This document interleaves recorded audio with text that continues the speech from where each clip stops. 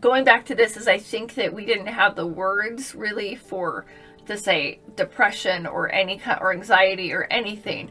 So the wording that I was used to and had heard a lot was self-confidence, self-esteem. Like, you just need to find your self-confidence and your self-esteem. And it's like, you can say that to your blue in the face, but what does that mean? How does one get self-confidence? How? Say a couple of words and let me go. I'm feeling lost in my... Hello, welcome to Journaling Through the Years, episode 56. I am Leah, and today we're going to read another entry in my journal, the high school years, the freshman years, and I'm just going to have fun. I don't really know what I'm going to do with my makeup, but we're going to do the makeup first and just see what comes out. So, how you guys doing? I'm doing all right. This entry, I should say, we should put a little trigger warning on the entry that I'm about to read, because we are dealing with, I'm going to sit my character. I'm going to start talking about depression. And this was, for whatever reason, in high school, I started really having issues with depression, more than in my younger years.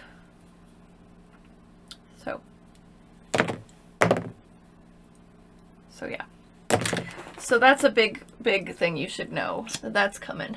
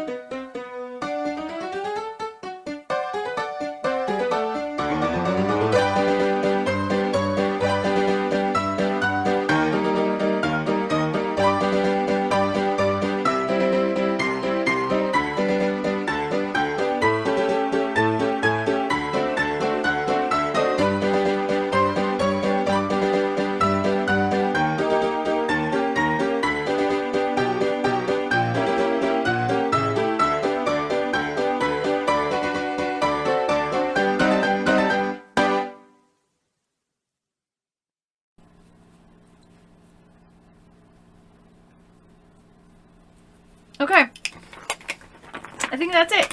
Let's put on some lipstick and call it good.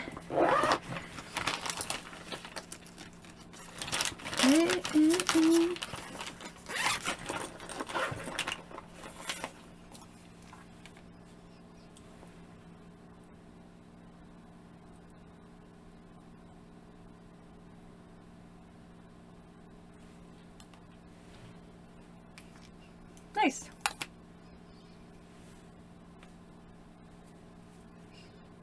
Not bad. Not bad. It is what it is. It is what it is. Mirror goes down. Racky says hi. The mascot of CafeGirl. I've got my coffee. It says, I think you're cute. Because I do. Whoever you are out there in YouTube land. Okay, we are in a new set of people. This is the end of freshman year. And this is a very long entry. And like I said, trigger warning. Because we get into some hard times. Some kind of depression. It's a very long entry, so I'm going to break it up for the next couple episodes. Dear Diary, March 13th, 1994. And the last time we wrote was in like the fall, December. Like Halloween, and then it went in a little December of 93. Sorry I haven't written in such a long time. I'm going out with someone new. I'm going out with someone now. M. Can I say it? If he passed away.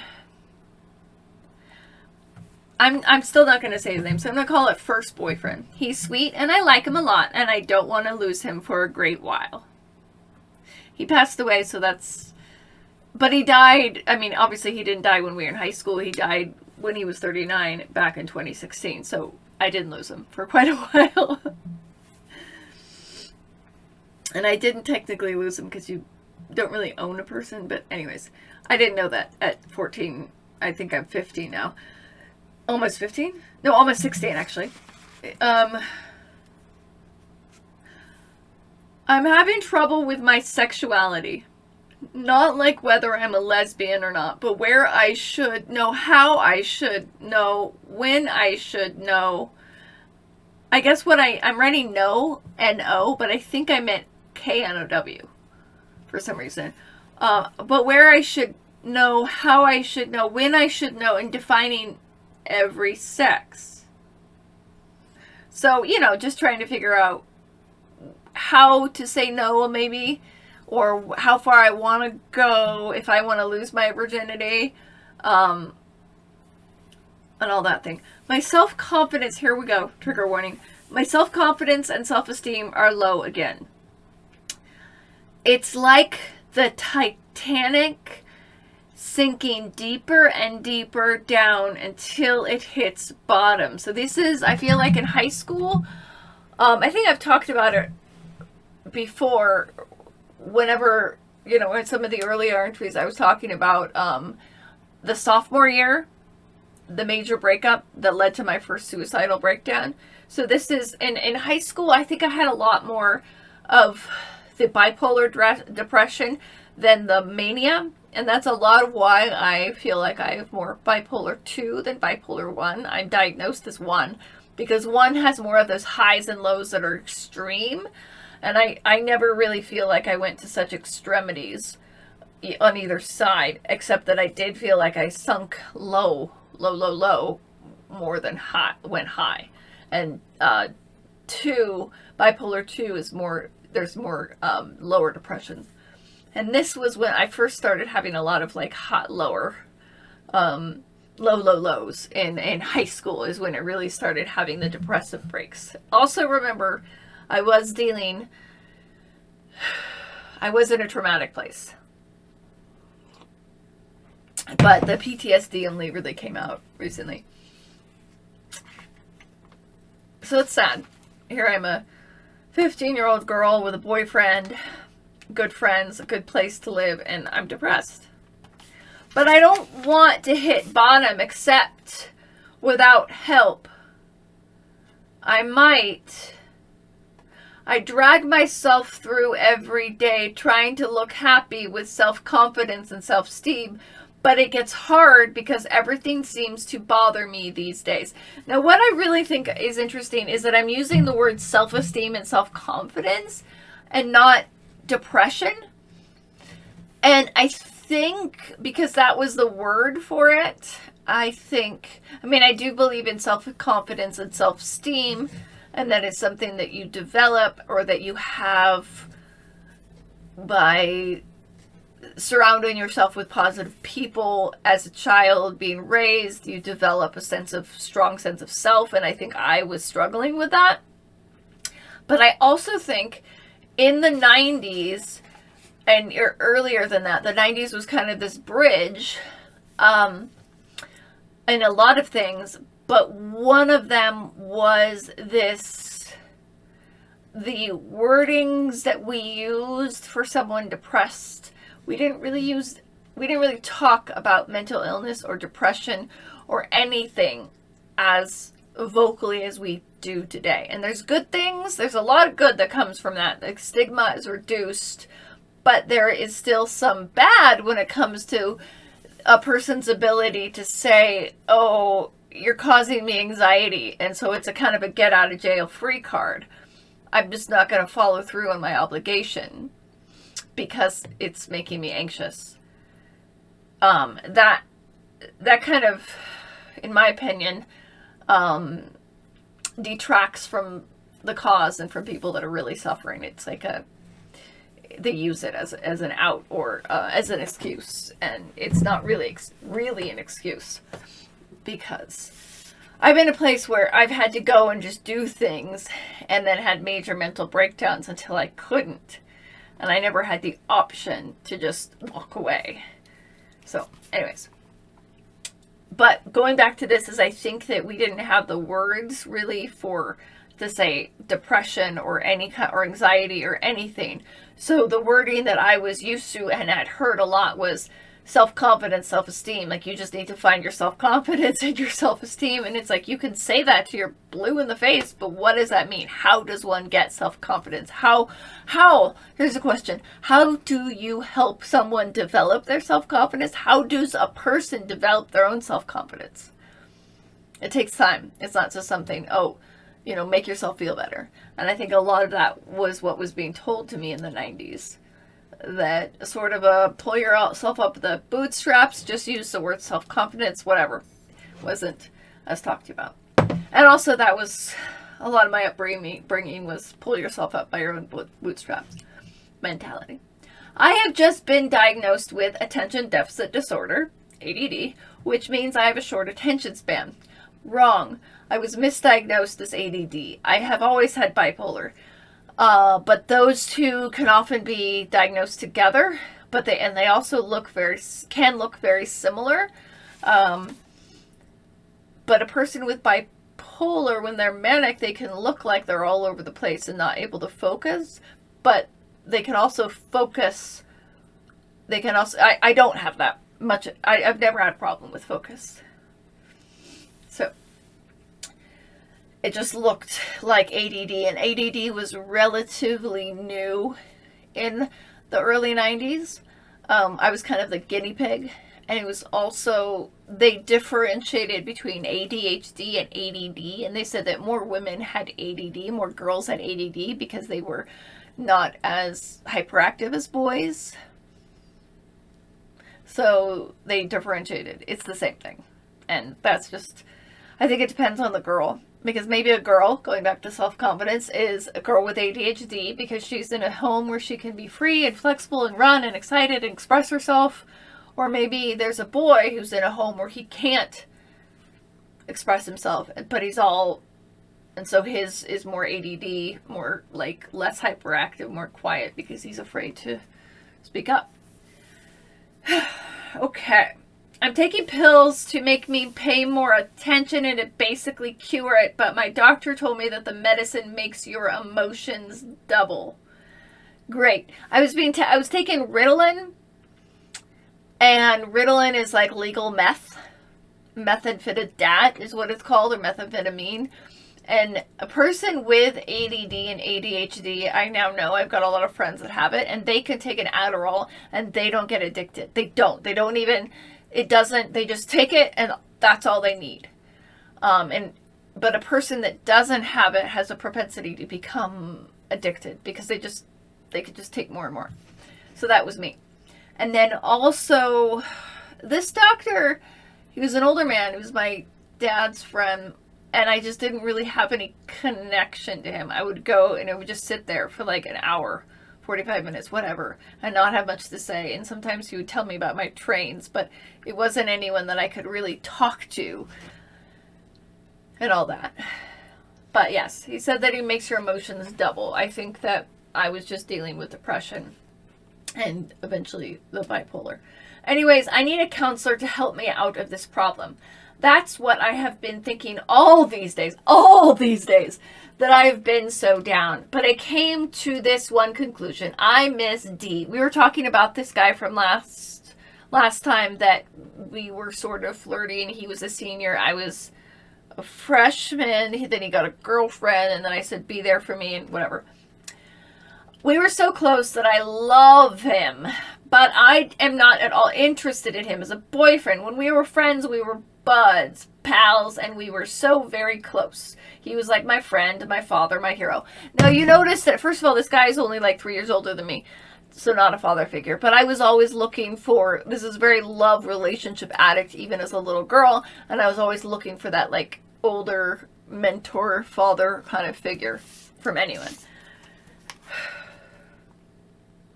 Non-judgmental, boosts up my self-confidence by just believing in me, all that fun stuff. All in one, and I miss that. If he took my little hand in his, I would feel warm and safe like I did when I was younger, and my dad would hold my hand when we would cross the street. Yeah? You're a little girl, that's all you know? I liked being able to tell him anything and he would understand. We both understand each other so well. I don't remember us really, like, I'm never a person until recently that has been able to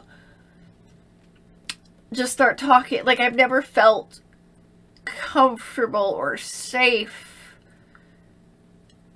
opening up, really opening up without having a means of knowing what I'm saying, or I would only go so far. And it got worse through high school and college when I just felt like I was getting hurt a lot and betrayed, or I was told that, you know, you have to, you can't be honest. You have to hide what you're feeling. You have to just, you know, not show the darkness. So I don't think I ever really learned, and even then, to really be all that honest. I think I'm just being very flowery here. But basically saying I need a good friend, I need someone to talk to, and I'm depressed. I probably understood him better than anyone in the school. Self-grandiose a little bit? I don't think so. I don't think that's true. He was 3 years older than me. No. I mean, there is a difference between a senior and a freshman in high school. Oops, that's my boyfriend. My boyfriend was a freshman at a senior at a different school, and I was a freshman, and it was like, uh-oh. And he was 18. Uh-oh. Even my friend A, or Ann, let's call her Ann, because she wasn't bad A, and she wasn't little A. She was my friend, my first friend ever, that I met when I was 2, and she was 2.5 weeks or something like that. Whenever I hugged him, it was for friendship only. But how can I make him understand that I am not interested in him in anything else besides a friend? Didn't we already have this conversation like 8 months ago? What? Am I desperate? What am I so desperate? That I am so desperate need of a counselor and I am turning to him for help. Oh God, this poor guy. If he knew that, he'd be like, ugh. First of all, you have a boyfriend, and second of all, wow, I'm just a guy. I gotta think about college, going to college next year. I have tried to explain numerous times to him, and if I did, he was probably just like, I am so confused right now. Like, you're my friend's little sister. I don't know what to think. Okay, I need to ask for advice and help. Maybe I think that before the year is out, he goes off to wherever we both need to go to sit down together somewhere, and I can tell him everything that is bothering me. I think that's what I should try to do, because he is the only one that could cure my self-esteem problem and could tell me that no matter what, everything will be okay. Oh, what a good person. What a good person. That I'm glad I had him. But, yeah. I'm really looking, this is really the beginning of the relationship addict issue, because I'm really looking to someone else to be my cure-all. And that might have been why I eventually went into the fundamentalist Christian world. Yes, that's a big reason why. Always looking outward for healing, for someone to rescue me and be my hero. But if you've watched Night Court, and I did watch 2 episodes last night, I tell you, my new hero is the character Roz. She's my hero. She's awesome. She was the one giving all the good advice and the encouragement, and she just kind of came out of nowhere and did. And I'm like, Roz is my hero. The rest can suck a dick. Especially the men, even Harry. Except for Mac. He's okay. But Roz is my hero. Anyways, what am I talking about? I just hope and pray that I can talk to him, because I love him. He will always be my friend, father, brother, and hero. God, this just is a poor girl. What I'm just getting is this poor girl is so desperate for someone to understand her and to make her feel she doesn't know how to feel secure within herself. And she's depressed, and she's looking out. I am looking out at this time for something to make me feel better, whatever it could be. And I'm coming up empty, because there wasn't the wordings for that in that time period. There just didn't have an understanding of mental illness, and I was pretty reserved and pretty shy and afraid to do things like that, afraid to express myself. And I just definitely, this was the origins of relationship addiction that I've experienced, and I'm only just kind of coming out of. And I think the cure is, the more I go into my recovery and self-care and have an actual counselor to deal with and learn how to care for myself and learn how to love myself, I then surround myself with healthy people and healthy activities, and I don't necessarily need those outside sources to comfort me, whatever they would be, whether it be a person or anything else. And then the joys in having a cup of coffee or being in a relationship, whether romantic or friendship, is not about a selfish need to fill an ache or make myself feel better or distract myself. It's a relationship that is mutually equal, and we're both helping to fill each other and take care of each other, and because we also take care of ourselves. Okay, that's all for today. We will come back and go on more. The next week we'll go on to the boyfriend, the first boyfriend, and we'll talk about that later. So have a good week. If you have any thoughts about what I shared or this lovely makeup job, please comment below, all that fun stuff, and thanks for watching. Bye.